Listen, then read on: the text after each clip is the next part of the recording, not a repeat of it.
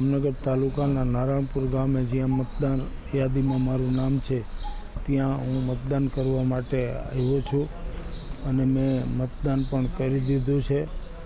મતદારોને પહેલી વિનંતી તો એ કે 100% મતદાન કરે, કારણ કે લોકશાહીમાં પ્રત્યેક નાગરિકને મળેલો મતાધિકાર એ પોતાના ઈચ્છિત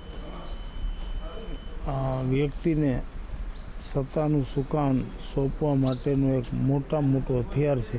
એ હથિયારનો દરેક મતદારો સદુપયોગ કરે અને પૂરેપૂરું મતદાન કરે એવી મારી પહેલાં તો જાહેર અપીલ છે।